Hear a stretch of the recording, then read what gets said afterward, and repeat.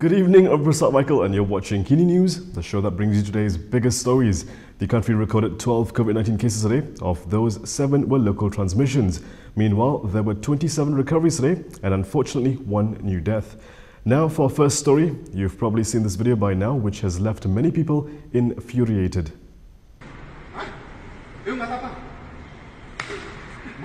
The Nepali embassy in Kuala Lumpur has lodged a police report over a widely circulated video of a security guard being brutally beaten by a bald man. On a Facebook post, the embassy urged people with information on the incident to contact the embassy via email or its hotline. Separately, a Security Industry Association Malaysia committee member for Nepali Security Affairs, Basant Singh Sidhu, also lodged a report of the incident at the Central District Police Station this morning. Speaking to Malaysia Kini, he said the report was based on the viral video. Malaysia Kini has contacted the police for comment. A video, time-stamped July 7th, recently made rounds online. It showed a man grabbing and physically assaulting another man who was dressed in a security guard uniform. Using what appears to be a baton, the attacker repeatedly struck the security guard's back, arms and legs. He was also seen to slap the guard's face. Though the victim did not attempt to fight back, the attacker continued beating him. In Sabah, the Election Commission will now need to start preparing for a state election. Sabah is heading towards a snap state election that must be held in 60 days, after the Election Commission said today that it has recognized the dissolution of the State Assembly. In a statement today, EC Secretary Ikmalruddin Ishak said the Commission will convene a meeting to iron out the details of the state election before polling day is announced. Article 21(4) of the Sabah Constitution says that an election must be held within 60 days of the dissolution date. And according to the EC, they received the official notice of the dissolution yesterday on July 30th. Yesterday, caretaker Chief Minister Shafi Abdal announced that Sabah Governor Juhar Mahiruddin had agreed to dissolve the State Assembly. This came after Sungai Sibuga Assembly person Musa Aman claimed on Wednesday that he had the numbers to form a new Sabah government. However, this was disputed by Shafi. Di apa juga cerita, diorang pergi istana, mau angkat sana, angkat sini, ada jumlah sana, jumlah sini, Dewan sudah pun dibubarkan.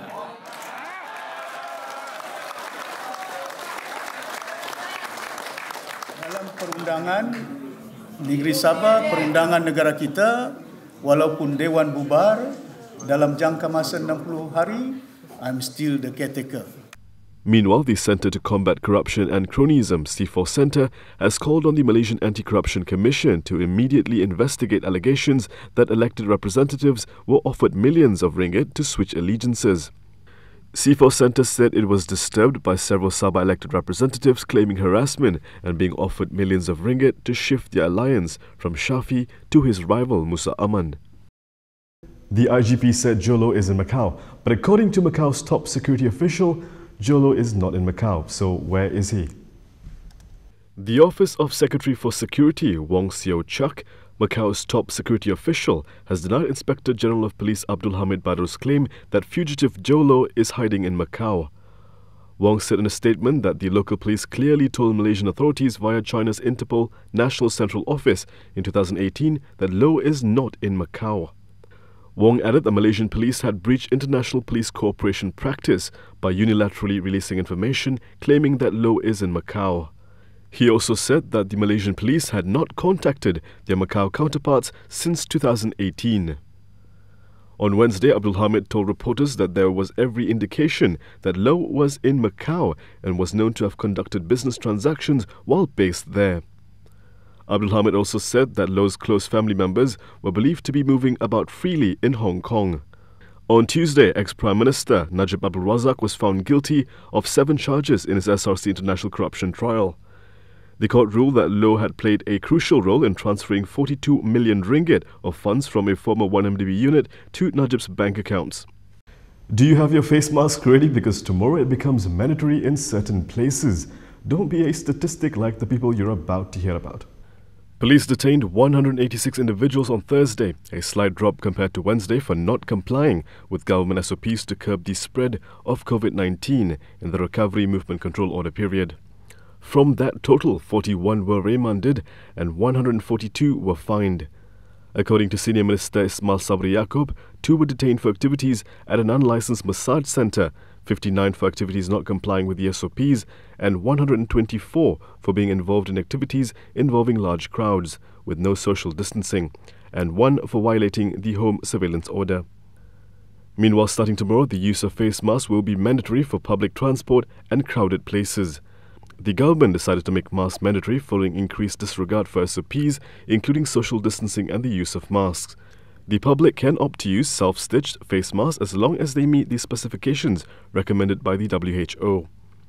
This would help people reduce the high cost and reliance on disposable store-bought masks, which must be replaced every few hours in a day. Failure to abide by this new ruling would subject the violator to actions in accordance with the Prevention and Control of Infectious Diseases Act 1988. Coming up next, one doctor in the US not only has to fight COVID-19, but also stupidity.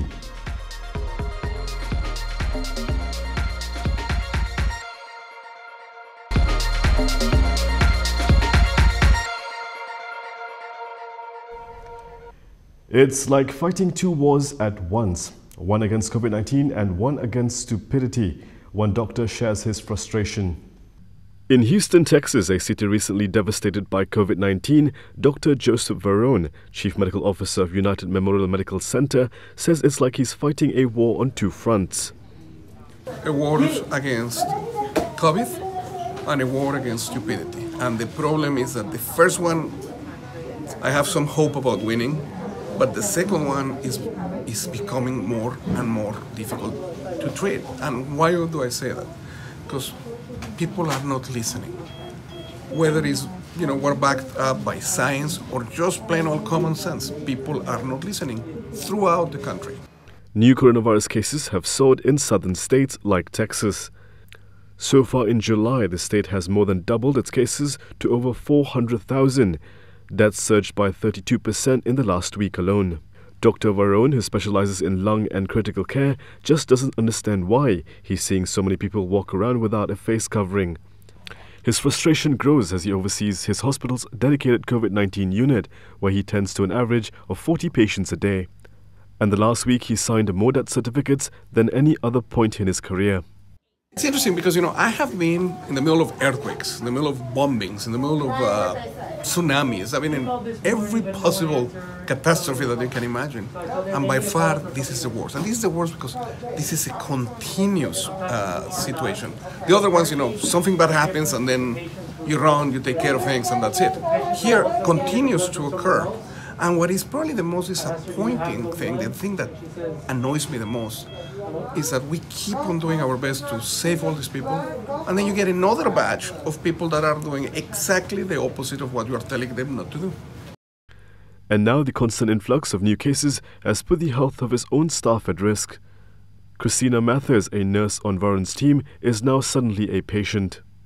I wasn't feeling too good towards the end of the shift, so I let Dr. Varone know. And he was like, you need to get to the ER. And they told me I was positive. There may be some good news finally headed to the overworked doctors and nurses at Texas area hospitals. The virus appears to be easing in the South. White House Coronavirus Task Force Coordinator Deborah Birx told Fox News on Thursday. But now it is shifting upwards towards the Midwest. The reason, according to Dr. Birx, because of vacations and other reasons of travel. To those living where the virus is heading and where there may still be debates on whether to mask up or not, Nurse Mathers has this plea from a hospital bed. Myself as a medical person, people just need to stop and listen to us. We're not going to lie. Why would we lie? NASA's newest rover is on its way to Mars. A rocket carrying NASA's new cutting-edge Mars rover, aptly named Perseverance, blasted off from Florida on Thursday on a mission to find signs of potential past life on the Red Planet. The next-generation rover, a car-sized 6-wheel vehicle carrying 7 scientific instruments and high-definition cameras, is also traveling with a 4-pound mini helicopter. According to NASA, it's a major upgrade from the Mars rover Curiosity. Every single one of these missions gets more complex and more sophisticated, and right now we have the single most sophisticated, complex robot ever sent to another world. During a post-launch press conference, NASA's Lori Glaze called the onboard helicopter a fantastic experiment. And this is going to be, of course, our first ever demonstration of powered flight on another planet. But if you think what's required to fly, to get lift from a wing, you need air to do that, of course. And the atmosphere on Mars is about 1% of the density of Earth's atmosphere. The US ultimately plans to send astronauts to Mars in about a decade, but much before that, Perseverance is set to land on Mars in February at the site of an ancient river delta. Scientists suspect that the location could bear evidence of potential past microbial life. We've been on this path of following the water to determine if some place is habitable or not. Now we know that there was, at one point in time, habitability on Mars. We don't know if it was inhabited, but if we were to make a discovery that it in fact was, it'll be absolutely the biggest discovery, I think, in history. NASA's 9th mission to Mars comes amid major challenges on Earth. I'm not going to lie, it's a challenge. It's very stressful. But look, the teams made it happen. We could not be more proud of what this integrated team was able to pull off here. Shares of Apple, Amazon and Facebook surged in extended trading on Thursday. The big tech quartet demonstrated its dominance on Thursday after Apple, Amazon, Facebook and Google parent Alphabet all reported earnings that beat Wall Street's expectations. It's the first time all four companies posted financial results on the same day, a day after the CEOs from each outfit took a congressional beating from lawmakers who alleged they abused their colossal market power. Amazon posted its biggest profit in the company's 26-year history. CEO Jeff Bezos called it another highly unusual quarter, while brick-and-mortar retailers over the same period had to shut stores during government-imposed lockdowns. The e-commerce giant's profit beat Wall Street's expectations so much so it looked like a typo. Earnings per share coming in at more than $10 versus the estimated $1.46. The biggest of the big, Apple, not only posted blowout results but announced a stock split, making the purchase of its shares more accessible to the masses. Apple reported year-on-year revenue gains across every category and in every geography as consumers working and learning from home turned to its products and services. Facebook smashed Wall Street estimates for the quarter as well, raking in ad sales as businesses used its digital advertising tools to tap a surge in online traffic during stay-at-home orders, even as they slashed marketing budgets elsewhere. But Alphabet, the $1 trillion parent of Google, did not fare as well as Mark Zuckerberg's social network, posting its first revenue decline in the company's history, but the decline was less than expected, as many advertisers stuck to the most popular online search engine over the last few months. In extended trading, shares of Facebook, Amazon climbed 6%, with Apple rising 5% following their reports, while shares for Alphabet were only slightly higher. All these stocks were already trading at or near all-time highs in the regular session Thursday.